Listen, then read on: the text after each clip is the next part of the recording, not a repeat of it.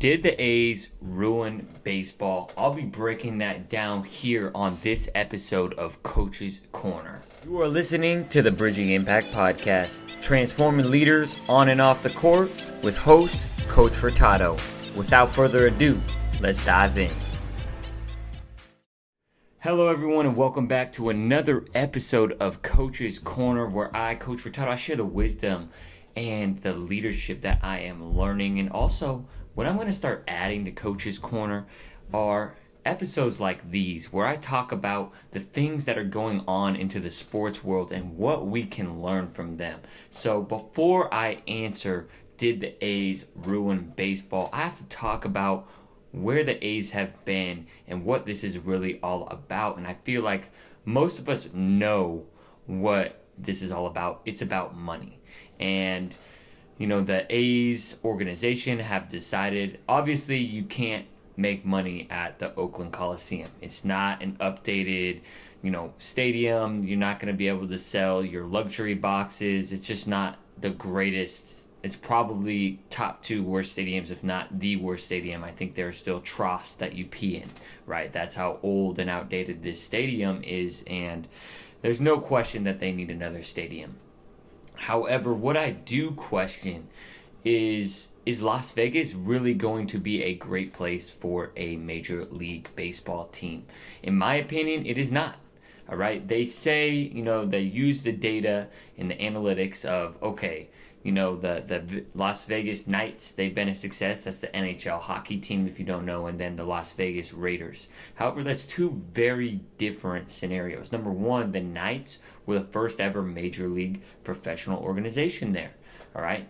Professional sports team, I should say. And then obviously you have the Raiders, number 1. That's already one of the most storied franchises. And in the supply and demand circumstances, they only play 8 or 9 games. So, with that being said, obviously they're going to sell out and have higher ticket revenue because people do want to go to Vegas. However, for baseball, there's 81 home games. And I just don't know if the math will end up working out. But does that even really matter?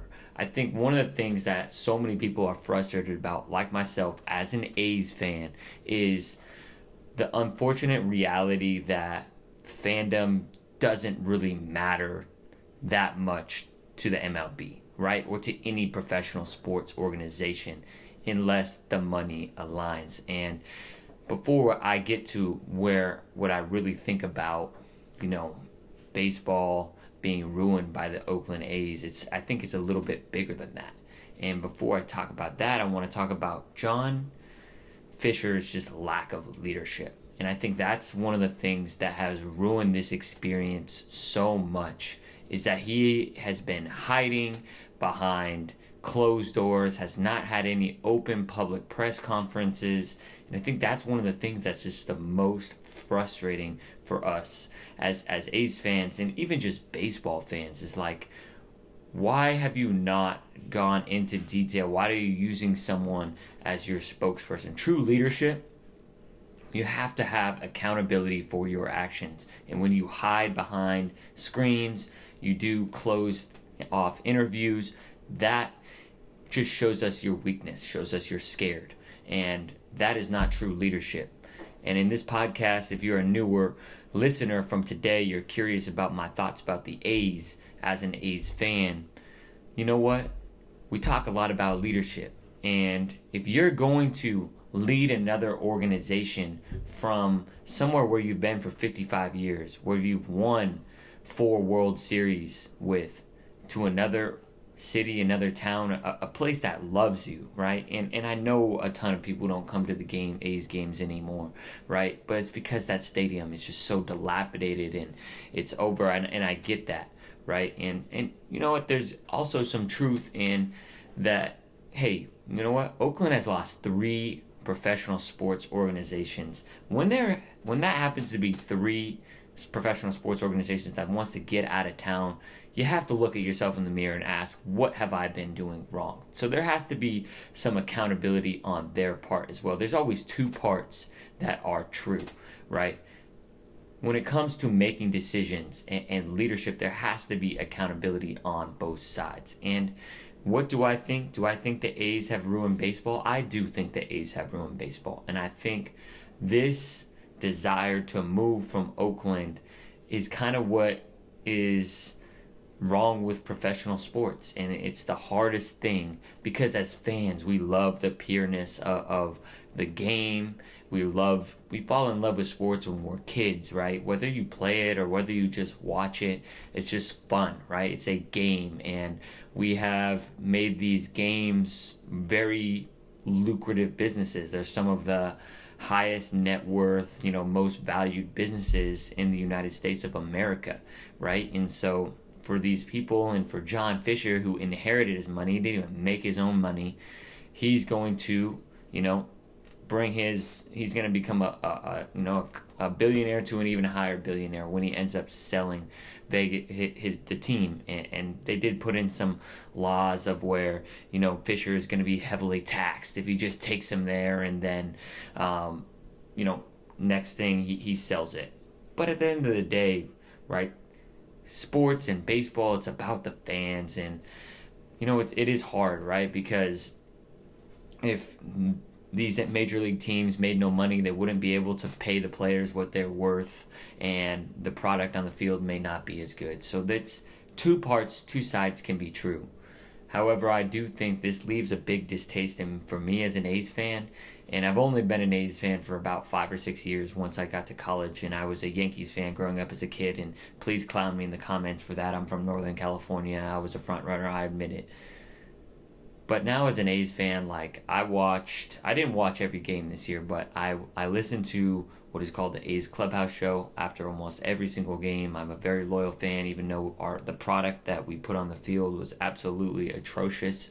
We sign all these old veterans who are washed up when we really should just, if we're going to lose, let's lose with young kids.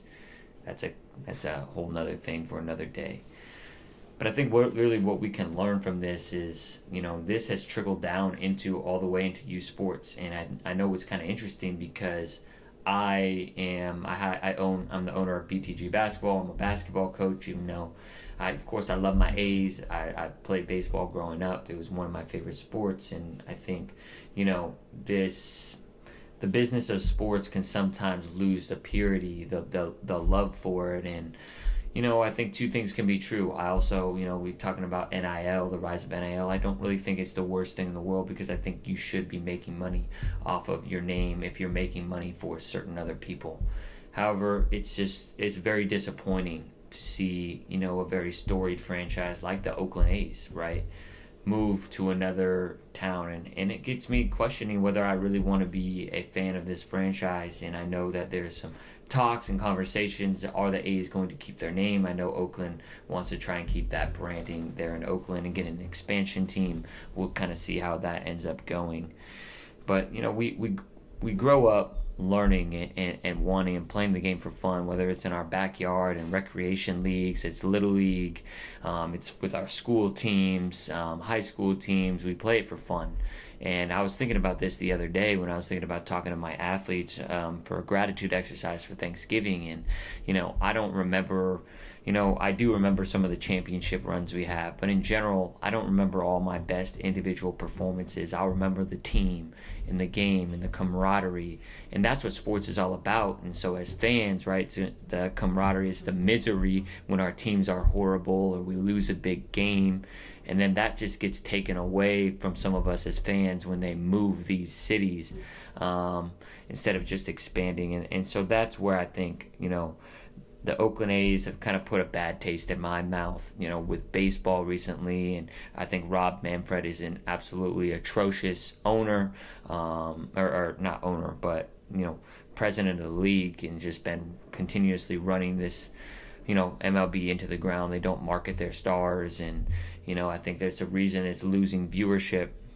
Really, Ohtani is helping carry their global audience, right? Because Japan is such a big supporter of whatever team Ohtani is playing. That's the eyeballs that they're on. And so, I really believe that the Oakland A's, they're an important part of the MLB's history. And I think the impact sports has on us and our lives and is just so tremendous, and it's really a bummer to see. So thank you all for giving this a listen. Let me know in your thoughts on the situation below in the comments. I'm going to start talking more about, current events that are going on, because I really believe that, the current events that are going on is an opportunity for us to talk and have dialogue about leadership, about the wisdom, about the impact sports has. And this may not be the most, uplifting episode, but I do think what we can take away from this is how to not lead, how to not run an organization. John Fisher has been a clown. John Fisher has lacked true leadership, right? If you really want to, owe it to if you really cared about the franchise, if it was really about being rooted in Oakland, you would have honest conversations. You would have town halls with fans while they yell at you, because that's what you want to do. But don't hide behind the Twitter fingers or whatever you want to call it, behind closed doors. Go be a leader and lead out from the troops, because that's what it's all about. That's what we want to teach our athletes. So, Coach Furtado out. Thank you for listening to this episode of the Bridging Impact Podcast. We'd love it if you would like, subscribe, leave a comment and a review on whatever platform you're on. It's the best way to help us grow. We appreciate you for doing that. We'll shout you out on social media. I'd also love if you connected with me on social media.